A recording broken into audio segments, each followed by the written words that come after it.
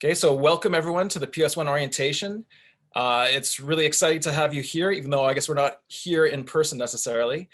First of all, I'd like to congratulate you on making it into the Faculty of Education, as that is a very impressive accomplishment. And now the journey begins, the exciting journey towards becoming a teacher. So my name is Greg Ogilvie, and I'm the PS1 coordinator, and I'm going to lead you through the orientation today. So first up, we're going to have a message from the Dean of the Faculty of Education, Dr. Craig Lowen. Well, good morning, folks. I think I should start by confessing that I have the worst internet in the world, which means that I will probably come, go, freeze, that sort of thing. One would think that with what I pay for this internet, I should be able to run the world from here, but the truth is I simply can't. The other interesting thing I think I should confess is last night we got a phone call telling us that the Eaves Trough guys would be arriving this morning to strip down the eaves trough and put up some new, which is of course a very quiet thing. So if you hear clattering behind me, that's probably what's happening. I wanted to start by introducing the members of the administrative team in the Faculty of Education, and they may or may not appear on your screen. First off, I'd like to introduce Dr. Chris Matatal. He is the Associate Dean of Graduate Studies and Research. He oversees all of our graduate programs, but he does have some responsibilities in the undergraduate program as well. Next, there's Dr. Nancy Gregg. She is the Associate Dean of Undergraduate Programs, although right now she's working on special projects related to some future program initiatives. Next, Dr. Rochelle Marianowski, who is the Assistant Dean of Undergraduate Programs, and she oversees all of the undergraduate programs, including Professional Semester 1 and 2 and 3, and the electives and hires instructors and that sort of thing. Then there's Dr. Daniel Balderson, and he's the Assistant Dean of Student Program Services. And he is responsible for overseeing everything from admissions through to graduation, including advising in the undergraduate program. The fact that you are here at this meeting is a product of the work of his office. And finally, certainly not the least though, is Dr. Sharon Pellick, who is the Assistant Dean of Field Experience. And she is responsible for all matters pertaining to placements in the schools, including the placements which are a part of your PS1 experience this semester. You will hear from most of them this morning. Each of them are amazing academics and amazing teachers, and obviously contribute an awful lot to this program. And each of them have been working really hard all summer long, leading to the preparations for the start of this semester. Because let's face it, this is an unusual semester, and in what has become known as an unprecedented time. I'm willing to bet that some of you have some significant worries about this semester. What will it be like taking a professional program such as this through a distance delivery approach? Will I even enjoy it? How will I make friends? How do I work with my classmates when we are miles apart? Will I be successful when so much around me is so new? If none of those questions resonate with you, I'm sure there are many others that do. Let me assure you that this is new to us as well. This is the first time Professional Semester 1 has been offered this way. So in some ways, you are pioneers with us, but that may do little to reassure you. In fact, perhaps it even worries you more. But let me tell you something that will reassure you. This faculty has been working independently and in groups all through the summer to get ready for today. Faculty started their collaborative planning before summer and continued meeting up until last week. Much of this organization and much of this collaboration was led by Dr. Greg Ogilvie, who is the coordinator of Professional Semester 1. This is a unique faculty with a unique program. that is built on collaboration and professional engagement. I am very proud of the work that they have done to be ready for today. But then they are teachers. Everyone teaching in this program has significant classroom teaching experience, and they bring that with them in their commitment to quality in the time that they will spend with you. Maybe you are less worried about learning online than you are about being in schools during the time of a pandemic. Well, again, let's face it, that is a reasonable reaction. And you would be wise to be constantly aware of your circumstances and to be aware of any risks. But at the same time, too, remember that the teachers that you are placed with, the schools, the school systems, and so on, are also all aware of the risks and challenges. And like you, they are doing their utmost to protect the safety of the children, the safety of the staff, the safety of parents, well, and of course your safety too. And they too are dealing with the unknown, but they do so in good faith on behalf of Alberta's children. You should take all reasonable precautions, but never forget that your university consultants, your teacher associates, the administration, they are all here to work with you and minimize the risks while maximizing your opportunities for success, just like the teachers in your placement schools do every single day. At the end of the day, there are a lot of unknowns, but if we work together, take all reasonable precautions, and communicate clearly about expectations, much success can result from a challenging time. It is our goal to protect your programs, to, as Greg mentioned, help you attain your goal of becoming a qualified teacher, so that when the pandemic is a thing for the history books, you will be ready and you will have all the professional skills and knowledge in place to start a career as an excellent teacher. So congratulations are in order to you for your choice in this wonderful career, and most recently for your success in being admitted to a very highly competitive program. And of course, congratulations to the instructors and administration who have so faithfully and diligently shown their professional excellence in their preparations for this morning. Please know that I wish all of you a wonderful, interesting, and appropriately challenging semester. We all look forward to the time when we can greet each other in purpose on campus, and then we will celebrate together. In the meantime, do this.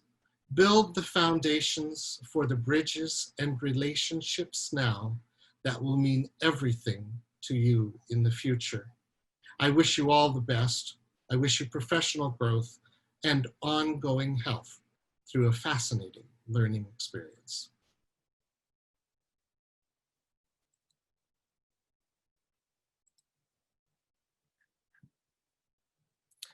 Thank you very much, Craig. Next, I'm going to talk quickly about the semester, how it's structured, and the timetables.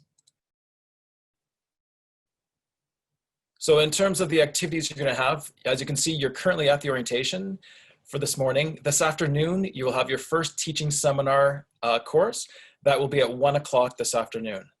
Tomorrow you will have the ATA workshop at 10:30 in the morning, and that will last until 11:45. That will be a Zoom session that you'll need to connect to. And then tomorrow in the afternoon, you'll have your second teaching seminar class. The regular schedule for classes will then begin on Thursday, September 10th. One of the things we try to emphasize in our faculty is health and wellness. And on Friday, September 11th, we are going to have the Faculty Wellness Challenge. And I'll be talking a little bit more about that in just a few moments. We are also going to be offering Indigenous education workshops throughout the term, which will be led by Don Shade. And he's going to talk about those workshops a little bit later in the session. We are also going to have introductory orientation meetings from Dr. Sharon Pellick and Jamie Awasa, in which they'll answer your questions about the practicum and provide pertinent information that you'll need to prepare for the practicum, which will take place in November. And these orientation workshops will take place as part of teaching seminar between October 5th and October 19th. The orientation day in the schools for the practicum will take place on October 29th. At this time, you will get to meet your mentor teacher and the students you'll be teaching and spend the entire day in the school acquainting yourself with the environment. The last day of classes will be on November 10th. And then there will be a short break before you start the practicum on November 16th. The practicum will last until December 17th, and then you'll have culmination day on the morning of December 18th. So it's important to remember that the semester does not end until the afternoon of December 18th. Now to quickly talk about the Faculty of Education Wellness Challenge. So this Friday from 10 until 12 o'clock, we invite you to participate in a health and wellness activity and then to tweet that activity out using the hashtag #YouLedWellness. So University of Lethbridge, Education Wellness. We are then going to take all of the people who tweet out their activity and we're going to have a draw for prizes. So we have a variety of different prizes from different local organizations that have provided us with gift certificates to their particular, to buy materials from them, etc. So as you can see from the picture on the slide, the top picture is a picture of the Faculty of Education Health and Wellness Committee when we went for a walk in the coulees last week. And you can see from the picture on the bottom, this is students last year who participated in dodgeball as part of their health and wellness activity. So as I said, I'd like to invite you this Friday between 10 and 12 o'clock to participate in an event and tweet it out. We also have planned activities for the rest of the semester as well. We encourage you every Friday to tweet out your health and wellness activities that you participated in throughout the week. And we'll have a draw every Friday for a prize. We have also arranged with Campus Recreation that they are going to host some online health and wellness events. For example, one Friday, they may host an online yoga session. Another Friday, they may host an online bar session. So we're going to try to provide opportunities for you to participate in different health and wellness activities. In terms of the structure of the program, you are blocked into 6 main sections. So it'd be section A, B, C, D, E, F, etc. Within each of these sections, there'll be approximately 39 or 40 students in that section. You will be a part of this cohort section for 5 of the classes you'll be taking. For the teaching seminar then, it's broken down into the specific individual sections. So section A will be separate from section B, C, D, etc. So in teaching seminar, you'll have approximately 20 students per class, whereas for all your other courses, there will be approximately 40 students per class. Then when it comes to the practicum, you will be associated, or you'll be linked with an instructor who will then act as a supervisor for you out in the field. I should note that not all of the supervisors are instructors, but we try to have as many instructors as possible supervising in order to create coherence between the coursework and the practicum. I just want to highlight as well that if you speak French and you're interested in doing a practicum placement in a French immersion or a Francophone classroom, we can facilitate that. We can facilitate that for all of the practicums, PS1, PS2, and PS3, in order to ensure that people are appropriately placed within a setting. We do require that you take a French language test. The French language test has tentatively been scheduled for September 18th, which is a Friday. If you are interested in participating in the French language test, which would then enable you to engage in a French immersion or Francophone placement, if you score well enough on the test, please contact me at the following email address, gregory.ogilvie@uleth.ca. I should highlight that you don't have to be a French major in order to do a placement in a French immersion or Francophone classroom. If you have a different major, but you have the language abilities and the interest to teach in such a setting, we can accommodate that as well. So please email me and I will give you more information about the test. So in professional semester 1, you will be taking 6 different classes. You'll take curriculum instruction, educational psychology, language in education, evaluation of learning, teaching seminar, and communications technology. Then in the practicum, you will also be enrolled in Ed 3500, which is the PS1 practicum. Each of these different courses are going to be explained further in a video throughout the orientation session today. You should have received this particular schedule from your teaching seminar instructor already. The schedule outlines specifically what your course schedule will be like for the week. So you can see the schedule I've posted is that for section CD, which is the section in which I teach. So you can see on Monday morning, they will have seminar. On Monday afternoon, curriculum instruction. Tuesday morning, language and education, and so on. Please note that the coursework will all be from Monday until Thursday, and Fridays have been left open. However, as you can see from the bottom of the schedule, there have been integrating Indigenous education workshops that have been scheduled for Fridays throughout the term. So you can see from the schedule here that section C will participate in that workshop on Friday, October 2nd at 9 o'clock, while section D will participate Friday, October 2nd in the afternoon at 1 o'clock. So now we're gonna have a few course introductions. So the first one is Ed 3501, Curriculum and Instruction.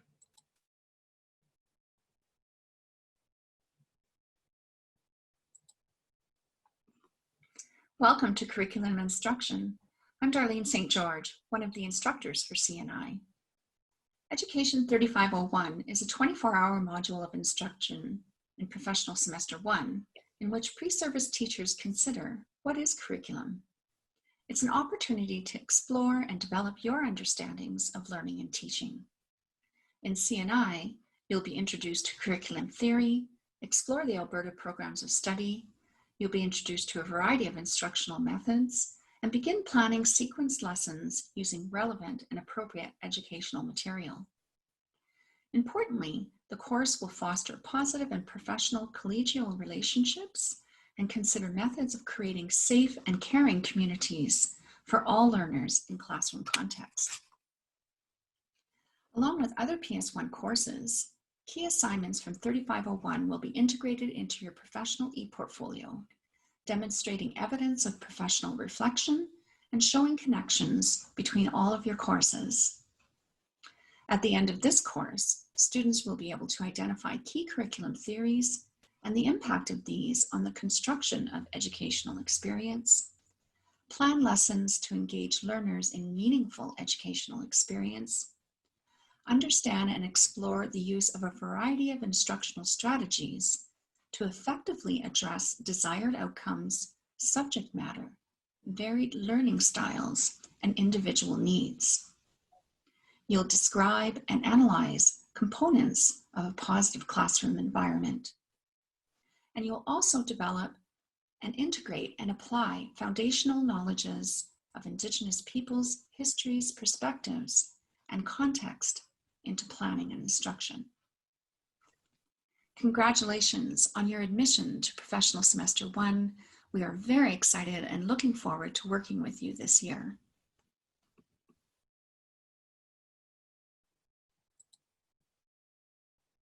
So next we'll have 3502, Educational Psychology.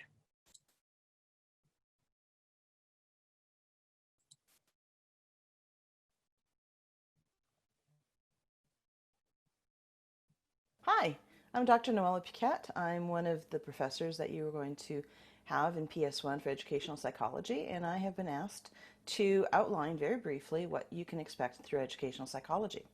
So first of all, I think the foundational information is to understand that it's about human development, learning, and also motivation, which are fairly key components with your future career as a practicum student.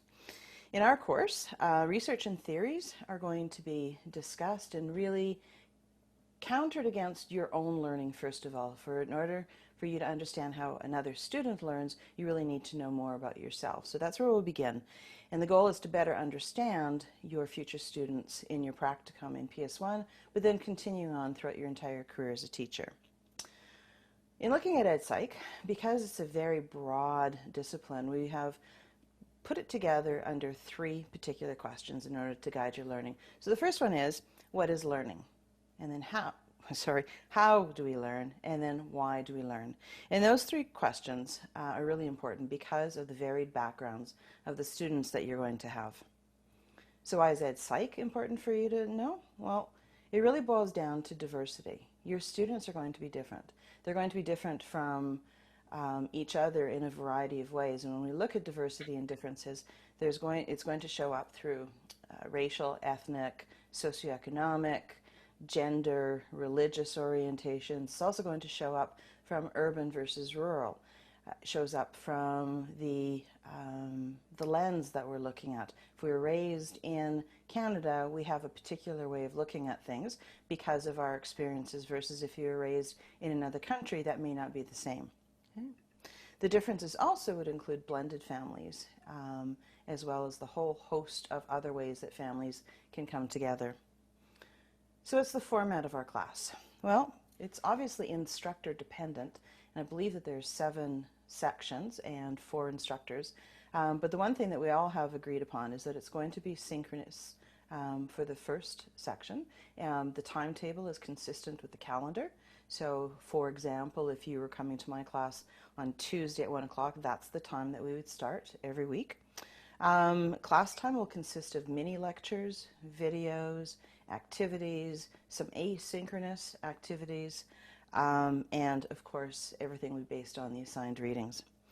You'll be given ample time to be thinking and discussing within class. I think that we're all really putting in an effort to make sure that you have that sense of community, but also the more that you talk about things, the more that you start to think about it in a different way. Attendance is mandatory. Resources to be utilized. This textbook, which will be an e-text that you have available through the University of Lethbridge. It's Educational Psychology, the 7th Canadian edition by Anita Woolfolk, as well as Winnie and Perry, who are 2 instructors out of UBC, and Simon Fraser. There'll be supplemental readings from Alberta Education, supplemental articles and other professional readings. These will be posted onto Moodle by your instructors. And everything that we will be doing as a class will start on Moodle and begin on Zoom as well. Those are the 2 main platforms that we'll be using. And then, of course, there'll be other wonderful tools that you and possibly us will be discovering throughout EdPsych. I welcome you to the course, and I look forward to meeting all of you. Have a fantastic semester.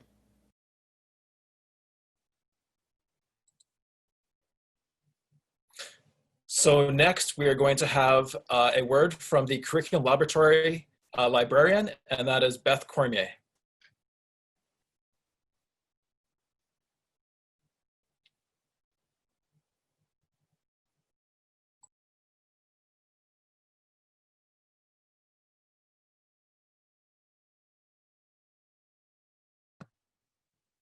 Sorry about that. I just wanted to make my camera available, and so now I'll start again. Can you just confirm that you can hear me, Greg?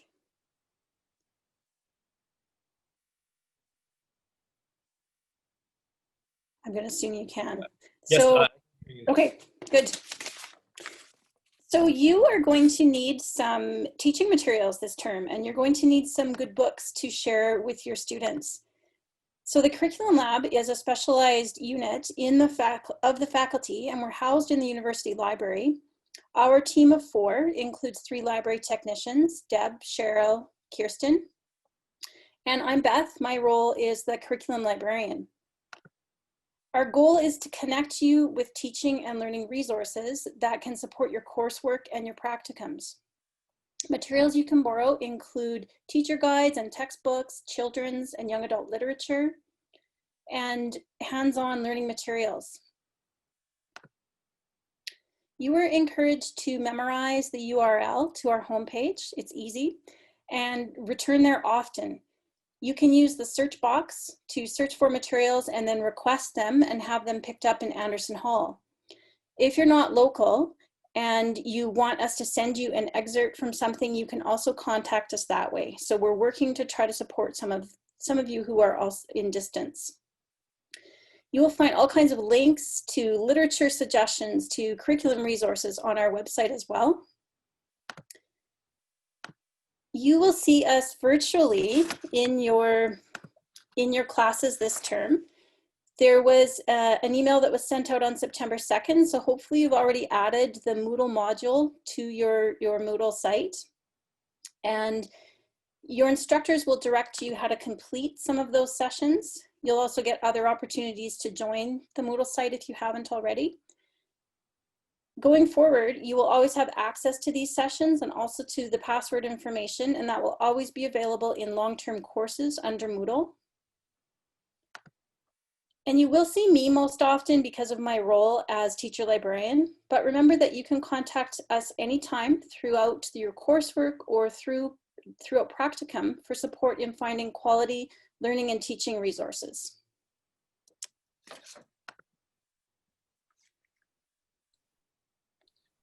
Thank you very much, Beth. Next, we're going to have a word from the Alberta Teachers Association and Mr. Dan Grasick. Okay, good morning, everyone. My name is Dan Grasick. My pronouns are he, him. I'm honored to be here today to bring greetings to you on behalf of the teachers of Alberta as you take the next steps in your formal teacher education. Before I get any farther, it's important that I take a moment to recognize the land as an act of reconciliation and gratitude. Even though we're meeting virtually today rather than gathering together overlooking the coulees of the Old Man River, I'd still like to acknowledge that the faculty where you'll learn this semester and where your students are growing up is situated on the ancestral and traditional territory of the Blackfoot Confederacy. I'd also like to acknowledge the stories of the many Indigenous peoples whose footsteps have marked these lands and the importance of this place that it will play for many generations to come. It's nice to see you this morning on many, many pages of Zoom attendees. Just to invite you and to congratulate you again on your next steps as you take your first online semester in your teacher education program. Maybe the first forever, but certainly the first for many years to come. At this moment around the province, Alberta's 50,000 teachers are already busy ensuring that the students feel safe and welcome, that the year ahead will lead to their personal and academic growth, and that the curriculum is brought to life in meaningful and engaging ways. Teachers' work is always challenging, but as you can tell, this year is no exception. There's a few extra challenges thrown our way. But my teachers always start the same year with renewed passion and care for our work and our students, and also for the teaching profession. Teachers always start the year more exhausted. Teachers are starting this year a little bit more exhausted than they have in the past. And for this reason, this year more than ever, they're really excited to have you coming to help, to learn and to work with students. So thank you for that. Thank you for committing to participate in this semester, even though it's a bit uncertain. Most of you already have a sense that teaching is complicated. And the work ahead of you is going to be a bit more complicated for the next few years. So thank you for taking that challenge. I'll talk with you a bit more detail tomorrow when we meet. But for now, I'd just like to give you some parting words of advice to sort of hold with you for the rest of the semester and maybe the rest of your teaching career. So about 20 years ago today, I was in Ed 2500. And at the end of my first Ed 2500 course, my instructor told us this quote as we were walking out the door. She said, "It's important when you're teaching to remember that what you're really doing is sharing yourself." So every so often, whether it's right now, on your next walk, in the shower, as you're logging on for your first practicum experience this year, just reflect on and take stock of your experiences, your talents, and your passions, and try to figure out ways you can leverage your gifts to your teaching. They don't necessarily have to be to do with science or math or humanities, but your fascination with Ghostbusters, the fact that you know and know how to use Atari and still play Atari at home, if you like Transformers or baking, all of those things are gifts that you can bring to class with you. And when you bring your whole self with you to school and share it every day, you'll be surprised and rewarded at what students will start to share in return. So with that, on behalf of the Alberta Teachers Association, it's President Jason Schilling, who's a graduate of the University of Lethbridge, and my colleagues in classrooms across the province. Welcome back and all the best to you in your studies and teaching. I'll see you tomorrow. Thank you very much, Dan.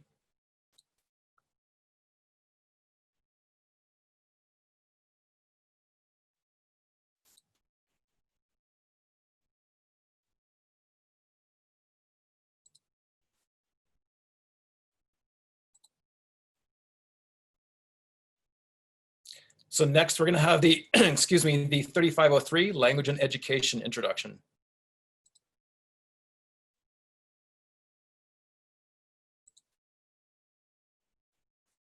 The Language and Education module is all about supporting you, as teachers, to understand the language arts, which include reading, writing, listening, speaking, viewing, and visually representing, and the role of language and literacy in all learning across subject majors and disciplines. What is literacy and why should it matter to you as a teacher and a learner? Based on the definition by Alberta Education, literacy is the ability, confidence, and willingness to engage with language, to acquire, construct, and communicate meaning in all aspects of daily living. In this module, we will work with the various texts with which children come into contact, both in school and beyond school. You will learn how you can support students to not only understand what they are reading, but to also critically evaluate, rather than simply consume, the messages in those texts around them. Interestingly, in medical schools across the world, there's a recent trend to teach empathy to beginning doctors as a way of working with the particulars of a human being. And the way they're doing this is through narrative and stories.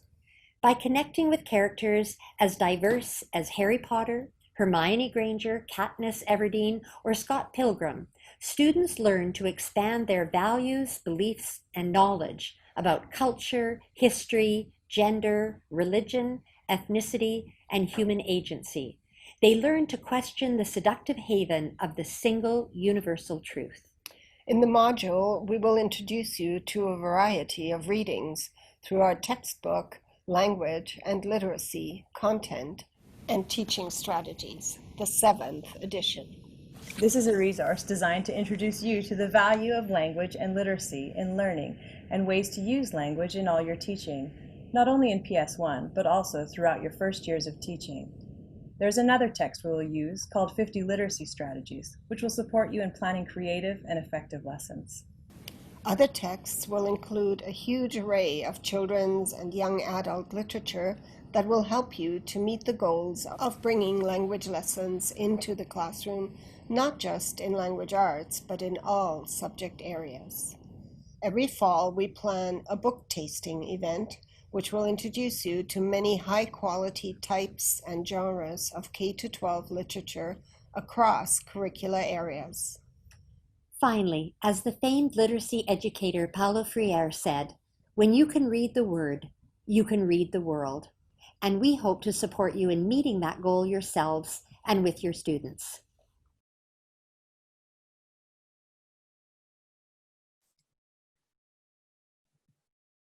So next we're going to look at Education 3504, Evaluation of Learning.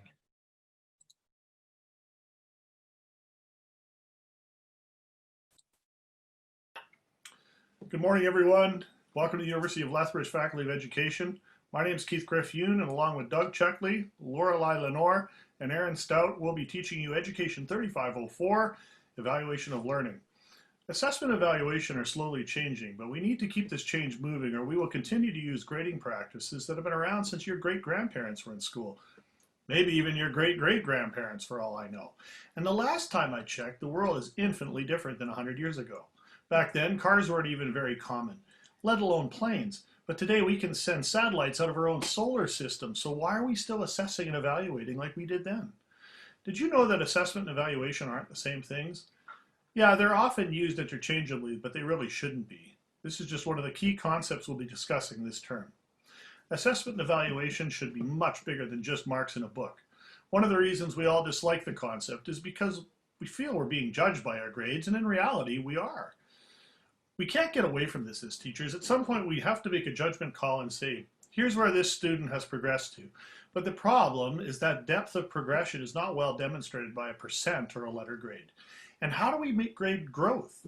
Not everything needs a number or letter grade. Sometimes a comment is far more effective. Other concepts we'll be discussing include feedback for improvement, formative and summative assessment, validity in its 4 types, concurrent, construct, content, and consequential. We'll also be talking about reliability and the types of errors that can occur that negatively affect student outcomes. And over all these items, we really need to put fairness. In reality, assessment should drive our planning for student success, not come as an afterthought. Yes, we're going to try to change everything you've ever thought about assessment in only 8 short weeks. And believe me, I've seen it happen. So be ready to have your paradigm challenged in evaluation of learning.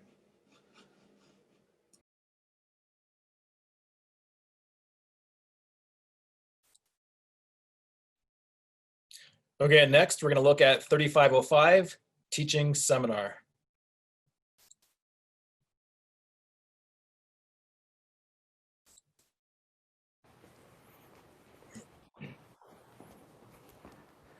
Hello and welcome to the Faculty of Education. I have the distinct pleasure of introducing you to my favorite course in PS1, the Teaching Seminar. Teaching Seminar is often referred to as the hub of PS1 because it's a central course in which content from the different courses are brought together to facilitate a more holistic look at teaching.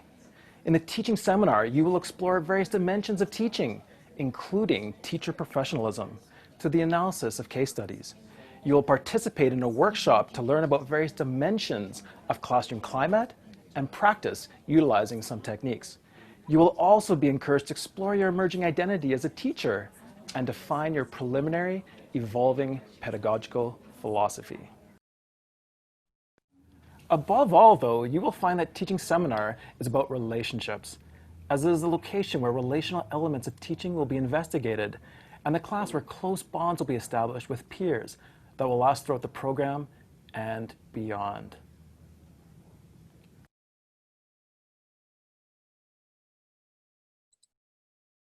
Unfortunately, it seems like I made the faux pas of wearing the same shirt today that I wore in that video. So next up, we have Dr. Danny Balderson, the Assistant Dean of Student Program Services, to talk about education program considerations.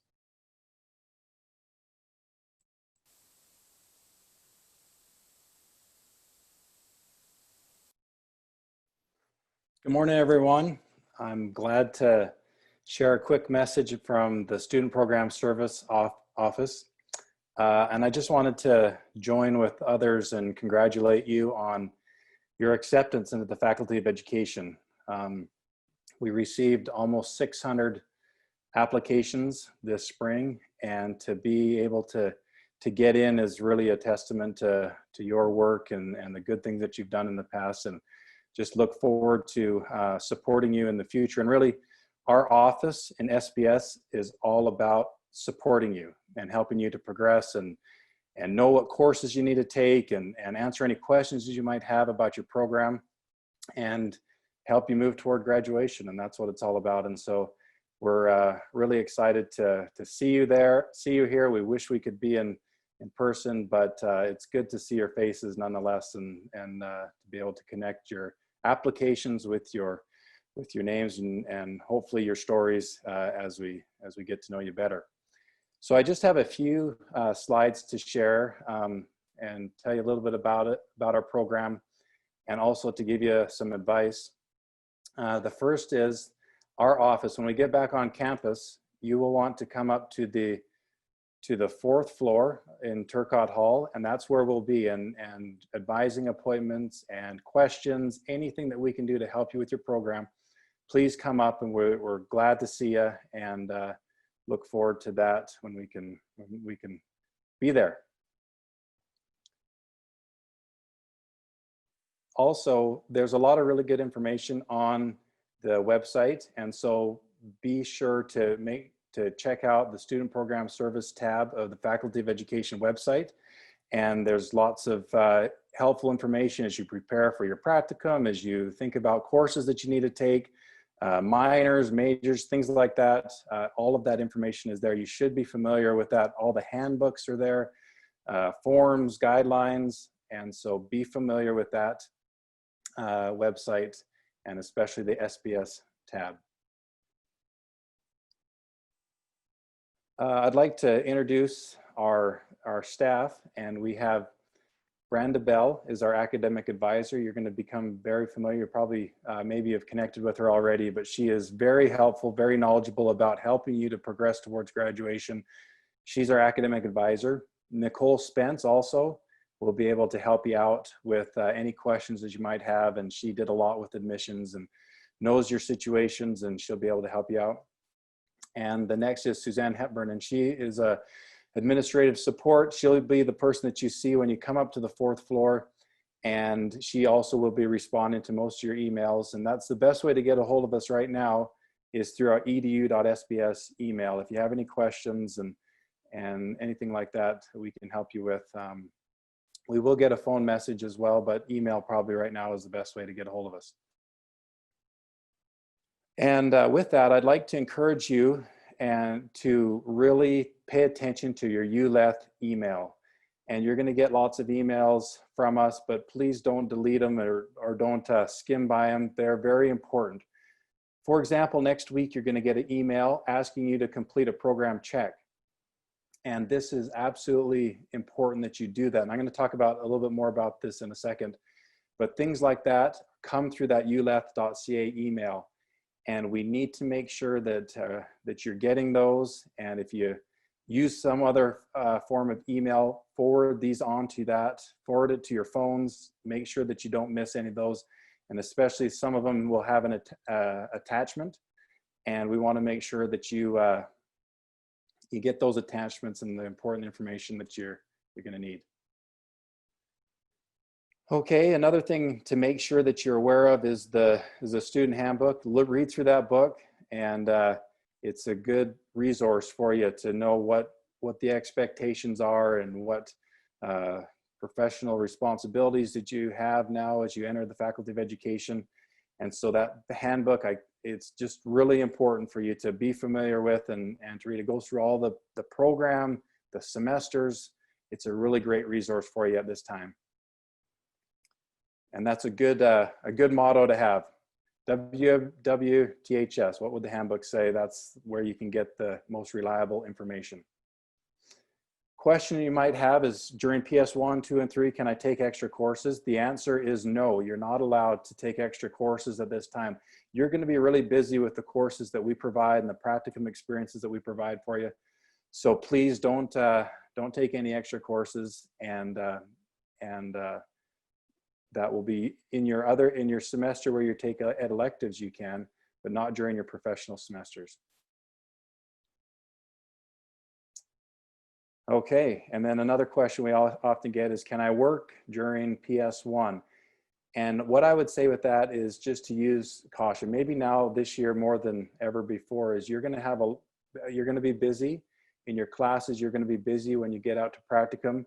And it seems like those students that might struggle a little bit seem to have too much going on. They've got maybe work or other responsibilities, and you really got to value your time and prioritize what is important. And so I'd encourage you to use caution.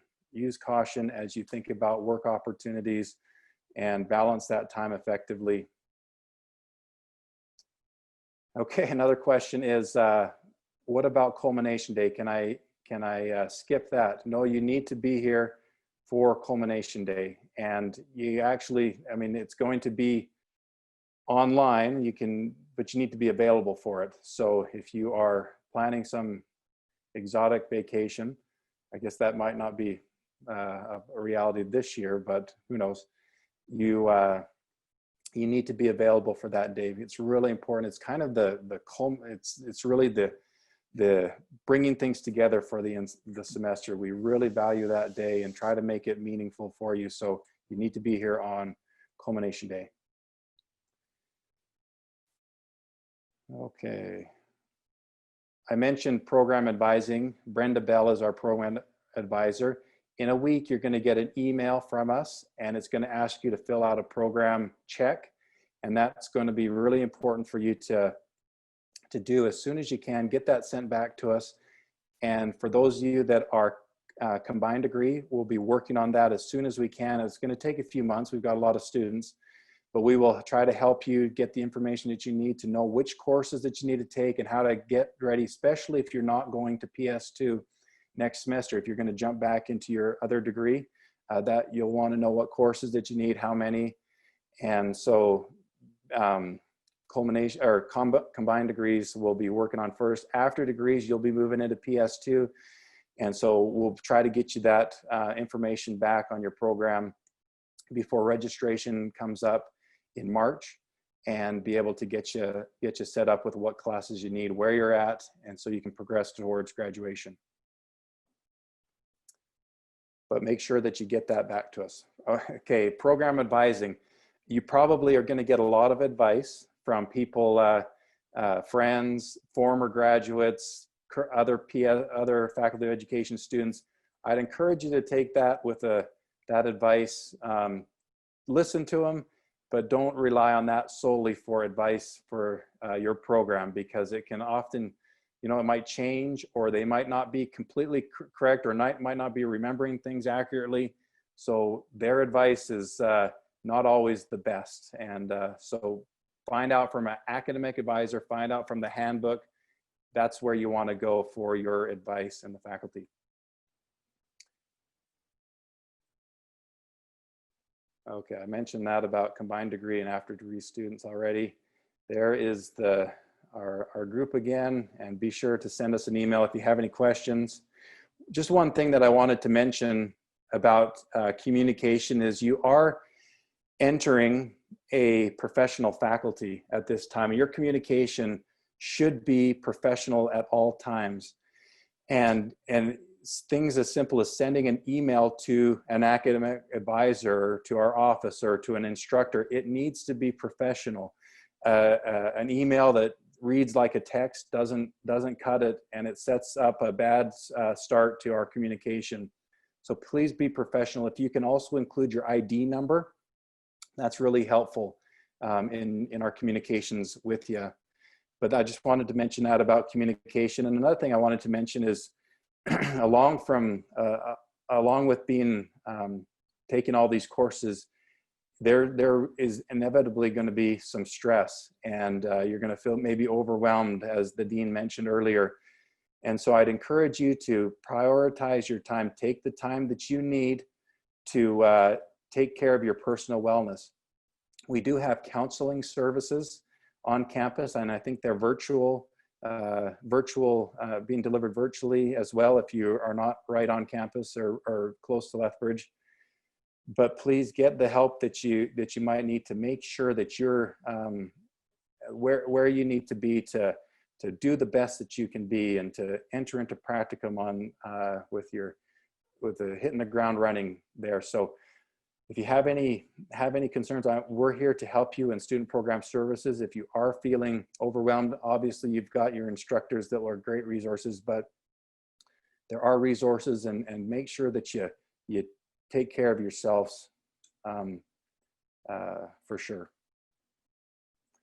And then finally, we're gonna do all that we can to ensure that you progress towards graduation. And that's the end goal. I mean, the goal is to be able to share yourself, like Dan Grasick mentioned, share yourself and be able to learn as much as you can with the goal of becoming a certified teacher and inspiring so many great young minds. And so we want to help you along that way. We want you to graduate. We have sometimes a few instances where students get close to the end of the program and they realize that they've missed a course or two and they are not able to graduate.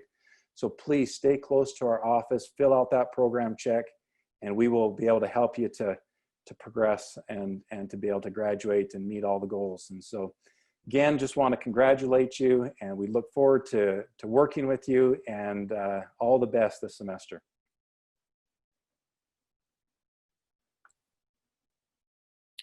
Thank you very much, Danny.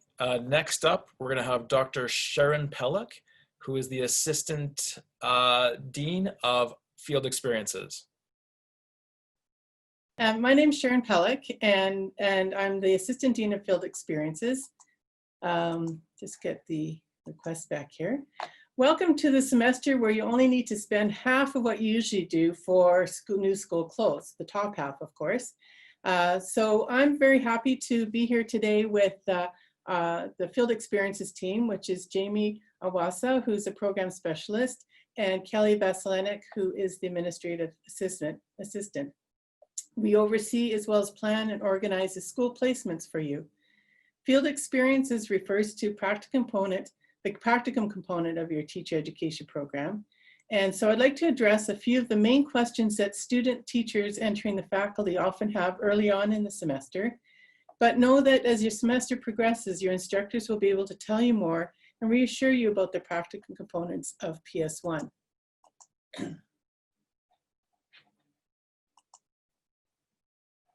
it is, okay.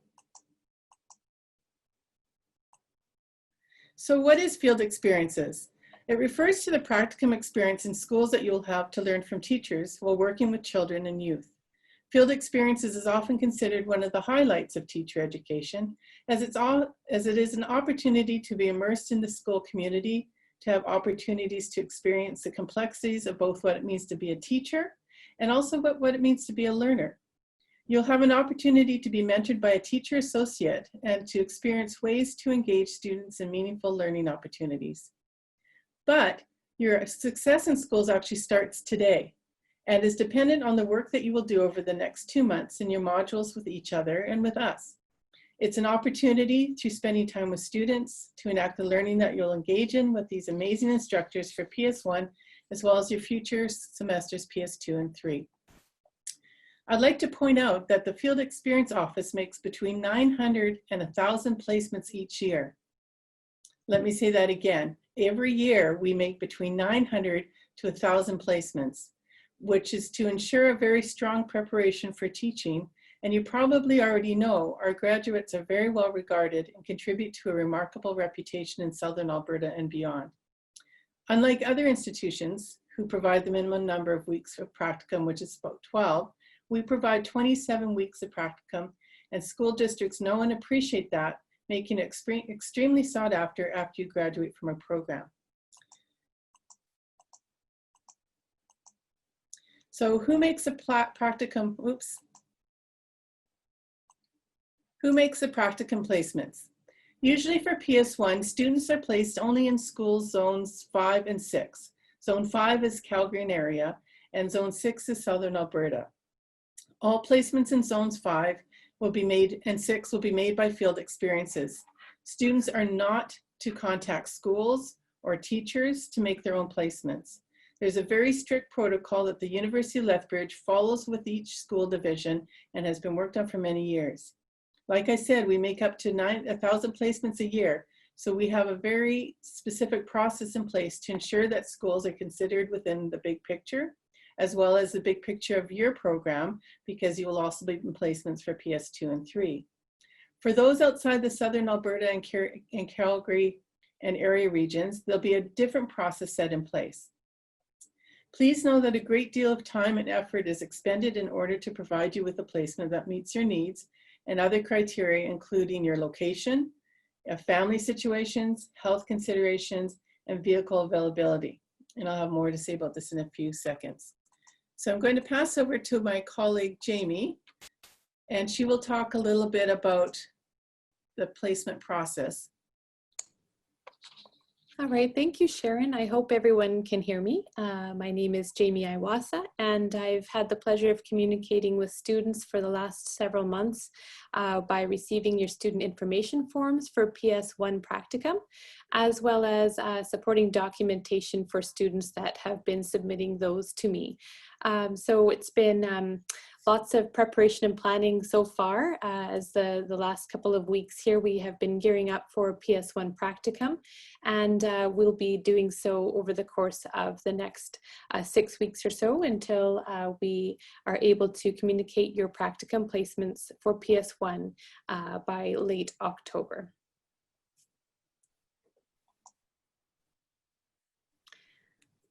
I'll turn it over to Sharon now to talk about where placements will take place.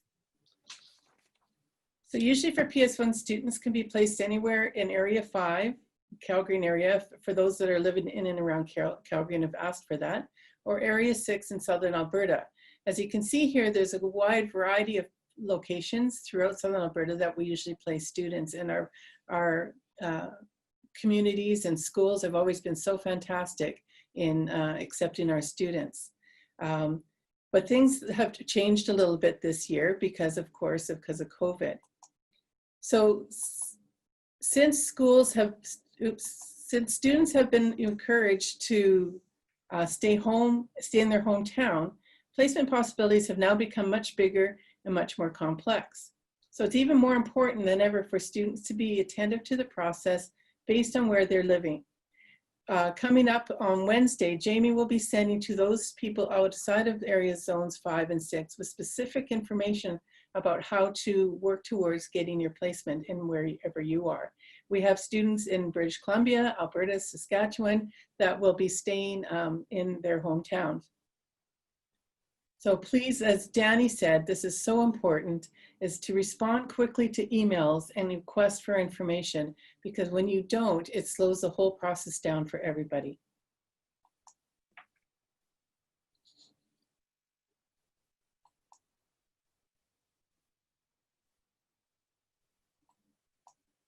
So I'll pass it over to Jamie to talk about the Zone 6 area. Thanks, Sharon. So as Dr. Pellick was mentioning, in terms of practicum placements this year for fall PS1, it is quite unique. We have students, of course, who are staying in their hometowns, which may not actually be closer to the Lethbridge zone. What you see here is a map. The green area is our typical placement area where we would normally be billeting students or forming carpools. And within those areas, of course, that has changed a little bit because we are actually having students complete their practicum closer to where they're going to be located for the fall. So of course we have been communicating once again with students, I guess it was a little earlier in the summer, just to reconfirm your address. So it's very important to let us know if your living arrangements have changed and if you have had an address change, because our practicum placements will be using that information that you've provided to us. So just zooming in on this map here, you can see a yellow area. This is considered to be a daily commute, basically a daily commutable distance of Lethbridge within about 100 kilometers or less, or approximately 1 hour drive of Lethbridge. So for students who are located in Southern Alberta or anywhere, so I'll use Medicine Hat as an example, you can anticipate a practicum placement that's located within about an hour's drive of where you're living. There are, of course, some students that don't have access to vehicles. If your situation has changed, please do let us know with the information that has been updated so that we can ensure your practicum placement is coordinated appropriately. Oftentimes we do get requests from students to be placed within a specific area, say Lethbridge, for example.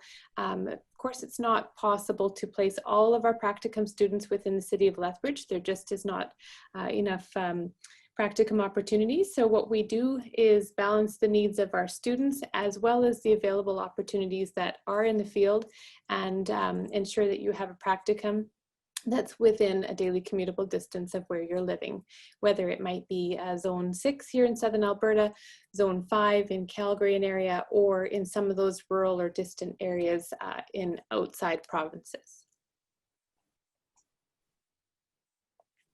Thanks, Jamie.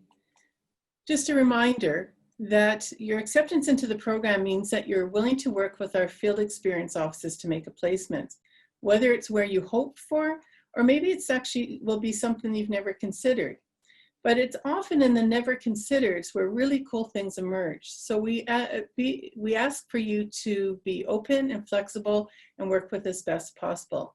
Be assured, Jamie works very hard to meet the needs of each and every student here. And it's quite a complex process because not every school requests placements. Some schools request placements, and we have to consider that when they've been having multiple placements over many years. And so there's many factors here, but just know that we are working hard to find a placement for you. Now, I just need to get a bit serious here. Student teachers often worry and fret needlessly about their practicum location, thinking that what they want is to be placed in or very near close to Lethbridge. I'm shocked at the length to which some students will go, and I'm embarrassed to say that even their parents, which is entirely inappropriate for university level, is to attempt to convince field experiences of this. You need to know that almost half of you have indicated that you have a job, and I believe you think that will enable you to have a placement in Lethbridge or close to Lethbridge. There's no way that we can place that many of you close in or around Lethbridge. Our ability to make placements depends also on what administrators, teachers are able to provide during any given semester. Sometimes we have more placements in Lethbridge and area, sometimes we have more placements with rural Alberta. So please know that employment is nowhere near the most important criteria used to make your placement, especially this year. This year, the limiting factor of no carpooling or billeting, which is what we usually have available for our PS1 students, is already creating an unusual pressure for keeping people closer than what we usually do. So to be proactive, I would advise you to talk with your employers now. Let them know of your upcoming 5-week practicum, how important it is to you and your education, and that in your long-term goal of becoming a teacher. And that maybe during those 5 weeks, you might not be available to work, maybe except on weekends. This is a good idea anyways, because as Danny mentioned, you're going to be very busy. And of course, you want to be your best as a student teacher and to be at your best for those students that you're working with. Most of you and many of you have already prioritized your practicum and made those arrangements, and that's fantastic. It's proactive and wise.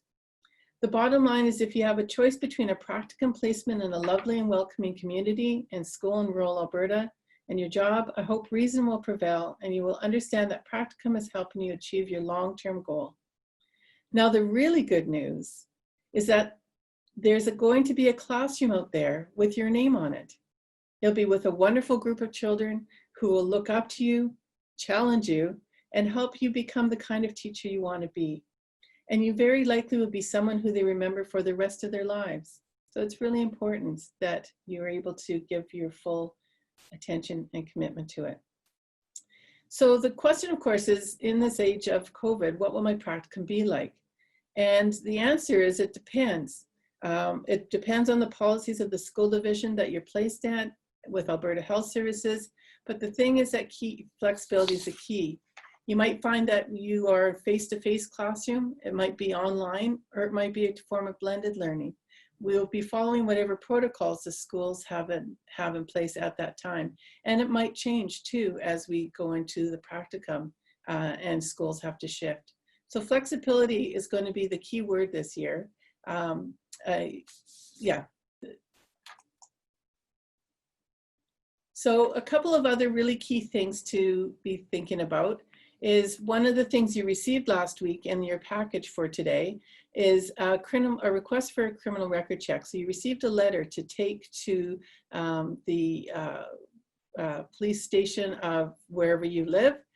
It's really important as student teachers that because you are working with what is termed a vulnerable population, that is children and youth, schools and school districts require you to have a criminal record check prior to your practicum. Please know that even if you had this done 6 months ago, 6 months from the time you're going to be in practicum, which is November, it must be updated so that it's no longer older than 3 months. This needs to be done prior to going to each and every practicum. Also, some school districts will also require additional checks. If they do, Field Experience Office will let you know specifically about what other information might be required. Make sure that you hang on to the letter that you received. It allows you to get a discount on applying for the criminal background check. And we can't offer another one. So once the dust settles this week and you're getting organized, please go get your criminal record check done in your town of residence. You don't want to be in a position where you cannot do your practicum because you don't have it done. Without it, it is possible, and it does happen, that schools will deny you entrance into the school. So as Danny mentioned, one of the key things is to stay on top of the communication that we'll be providing you. We only use your ULEF account, email account, so make sure that you're checking it daily. And also we send all the information, and sometimes some of the information is quite lengthy emails and it has attachments. Please read the lengthy email and please open the attachments and complete it. Usually it is for information that Jamie or Kelly is asking for, that they need to be able to get your placement completed at a certain time. So for example, the deadline for getting information to Jamie is tomorrow. For those that are out of zones, the ones that are in areas outside of zones 5 and 6, there's some documentation that you'll want to take care of.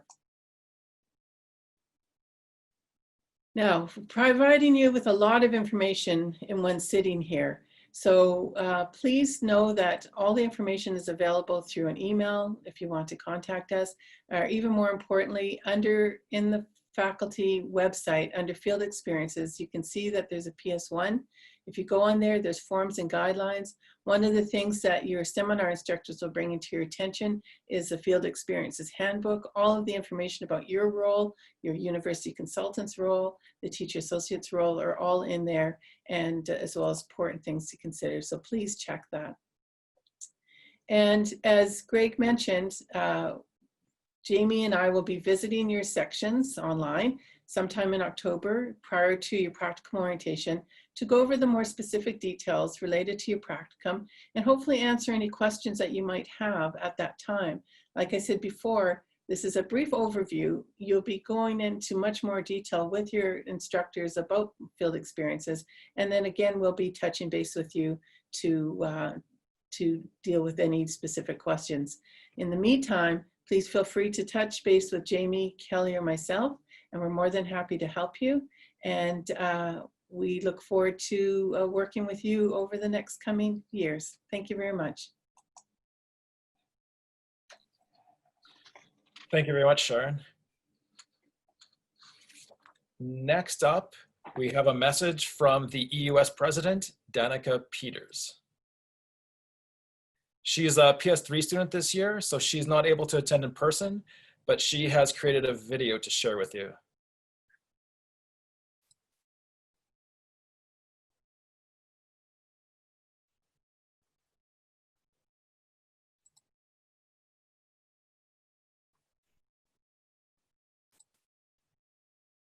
Hello, PS1 students. My name is Danica Peters, and I am the president of the Education Undergraduate Society here at the University of Lethbridge. I would first like to congratulate you on the achievement of getting into the education faculty. Although I am sure this format is not what you expected when you applied, it is still an accomplishment that deserves to be celebrated.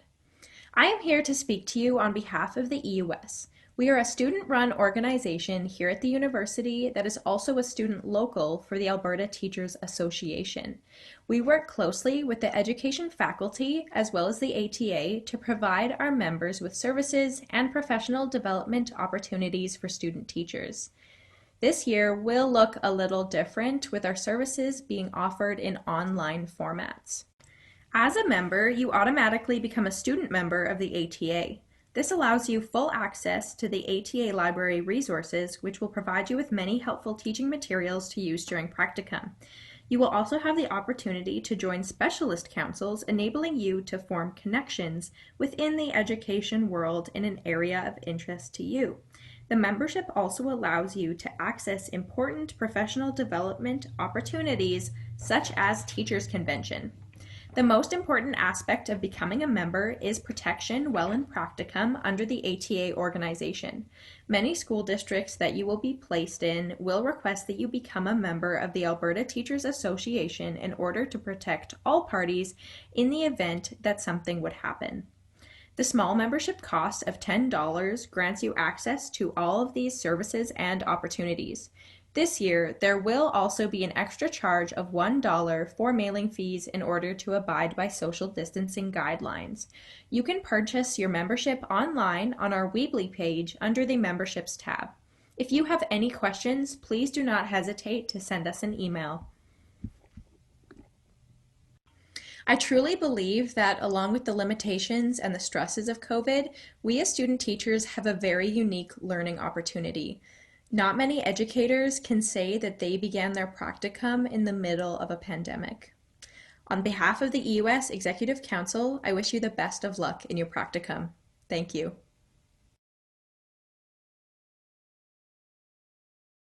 I'd just like to re-emphasize the importance of becoming an EUS member. So please do get your membership as soon as possible during the semester.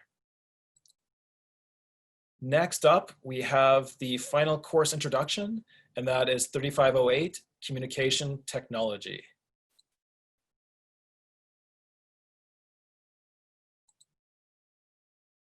So technology allows us a powerful tool for the act of creation. And we can create a mental model of an object in our minds, and then we can translate that onto the screen of the computer with various tools. And not only that, but technology can allow us to take that virtual object now and create a 3D print of that, as in the case of this object right here. So it's a powerful tool for allowing us to create. Technology allows us to remove barriers, to create opportunities for learning. Specifically, I use technology to create, collaborate, and connect with my peers, my colleagues, and my students, anytime, anywhere. Something that I'm really conscious of is that we need to be critical of technology. We have to ensure that we only use it when it enhances teaching and learning, or enhances our life. And be cognizant of the times we need to remove it from our lives. Oh, sorry. Hello? Oh, it's for you.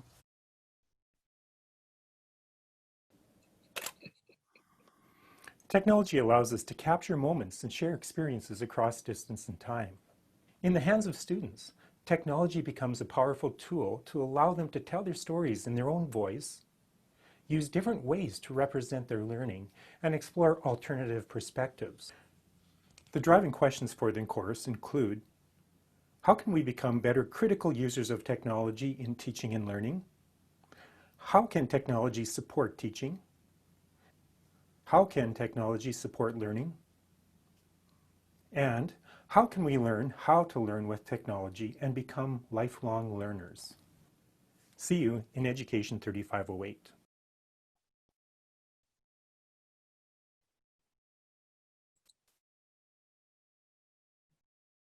Okay, next, as I mentioned before, we're going to have an Indigenous education workshop throughout the semester. So I'd like to invite Don Shade to speak to the workshop.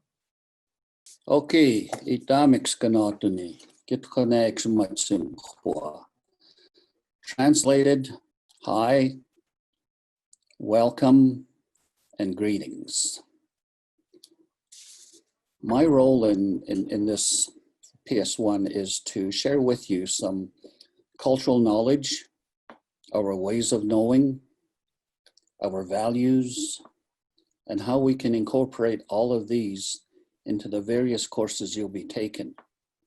Example like C&I, how to connect with students, to be able to speak their language, language that they can understand.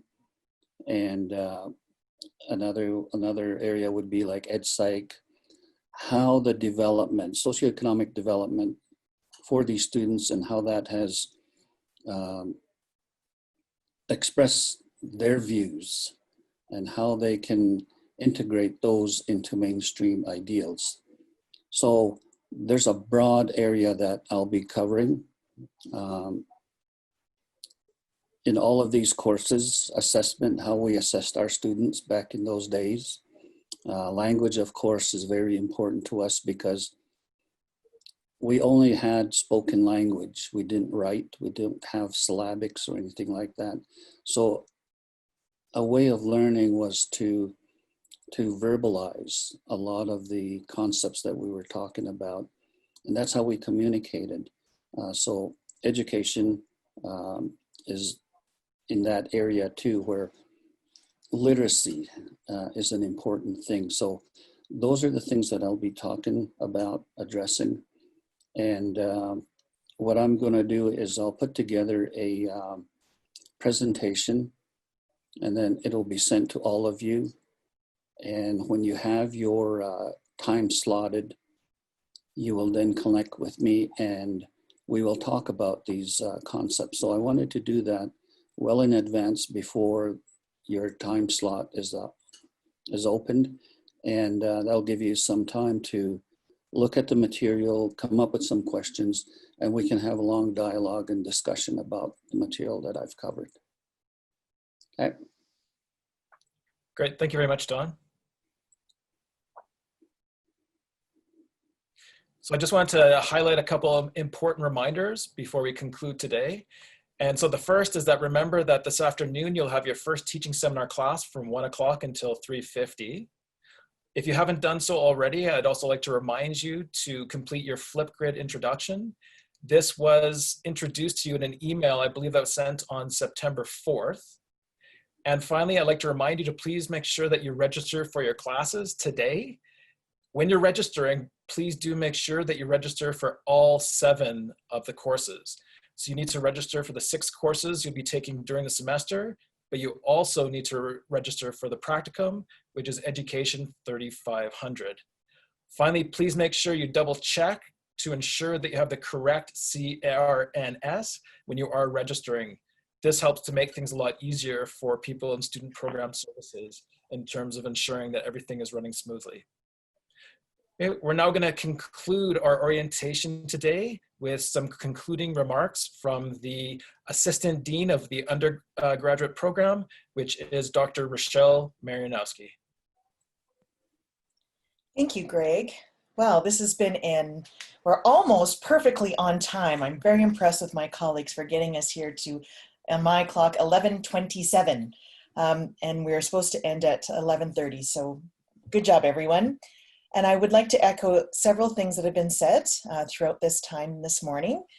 Remember that wellness on Friday, 10 to noon, You-Led Wellness is the hashtag. Take your pictures, set up the hashtag, tweet out what you're doing for wellness. As Greg just mentioned, please remember to register for your courses if you haven't already. I have been checking and I think everybody but a couple have registered, so great job, everyone.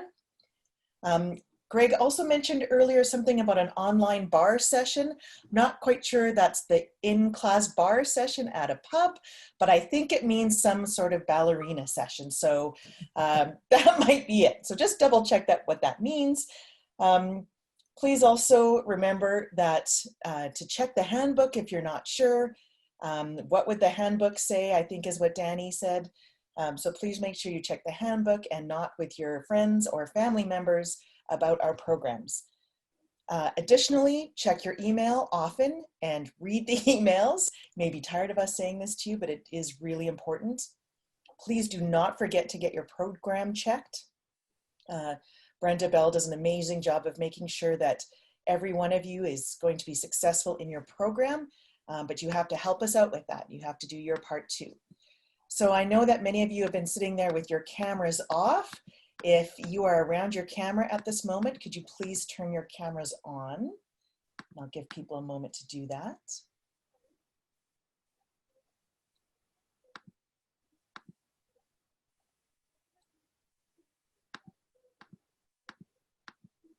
Okay, so these are the faces of your colleagues, your instructors, your classmates, the supports that you will have around you as you go through professional semester 1. Some of you will be in the same classes, some of you will be in the same classrooms or schools when you do your practica. Many of you will be in classes with each other throughout the rest of your years. So please take the time to get to know each other, support each other, be gracious with each other and with yourselves as we are all learning new things this year. I wish you all the best as you go forward in your program. And again, like has been mentioned before, congratulations. And we look forward to supporting you on the rest of your journey. Thank you, everyone.